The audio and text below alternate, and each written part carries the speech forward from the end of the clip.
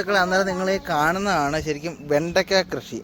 ഇത് കണ്ടിട്ട് ഇനി ആരും കേരളമാണെന്ന് വിചാരിക്കരുത്, നമ്മളുടെ സിയാദിൻ്റെ കൃഷിപ്പാടാണ് നിങ്ങളിപ്പോൾ കണ്ടുകൊണ്ടിരിക്കുന്നത്. ഈ വെണ്ടയ്ക്ക ഇനിയിപ്പോൾ എത്ര നാളാകുമ്പോഴത്തേക്ക് പൂവണിയായിരിക്കും? ഇതൊരു പൂവണിഞ്ഞ് കായൊക്കെ ആയി ഒരു 2 ആഴ്ച കൊണ്ട് നമുക്കിത് വിളവെടുക്കാം അല്ലേ? ഓക്കെ. നമ്മൾ ലോക്കൽ യുഎയുടെ ചെറിയ വെണ്ടയ്ക്കയാണ്. ശരി, വെണ്ടയ്ക്ക ശരിക്കും പറഞ്ഞാൽ വെണ്ടയ്ക്കല്ല, നാട്ടിലെ വെണ്ടയ്ക്ക വലുതാണ് അല്ലേ? ഇവിടുത്തെ മെയിൻ സാധനം ഇതല്ല.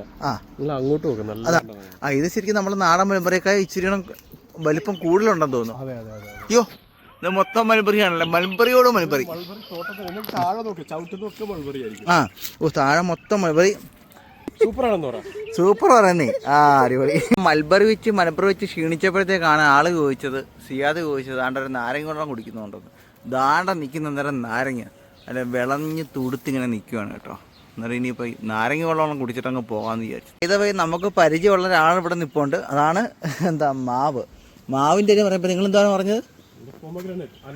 അനാർ, മാതള നാരങ്ങ. ഓക്കെ, നമ്മൾ സാധാരണ നാരങ്ങ ഇപ്പം കണ്ടു. ഇനിയിപ്പോൾ നമ്മൾ കാണാൻ പോകുന്നത് മാതള നാരങ്ങ. അയ്യോ സൂപ്പർ കേട്ടോ. ഞാൻ കൊണ്ടുവന്ന് നാട്ടി വെച്ചതിന് ശേഷം മണ്ട അടച്ചു പോയ സാധനമാണ് ഇവിടെ കിളിച്ചിരിക്കുന്നുണ്ടോ? അവിടെ എല്ലാം ഇഷ്ടം പോലെ കാണിച്ചു തരാവേ. ഇഷ്ടം പോലെ ഇങ്ങനെ പിടിച്ച് നിൽക്കുകയാണ്. ഇത് നമുക്ക് വെച്ചാണ്ടേ കറിവേപ്പിലാണ് സുഹൃത്തുക്കളെ പിച്ചുന്നത്. ശരിക്കും വലിയ കറിവേപ്പില ഉണ്ടായിരുന്നു, പക്ഷേ നിർഭാഗ്യവശാൽ കുറച്ച് പട്ടാണികൾ ഒഴിച്ചത് പോകുന്നുണ്ട്.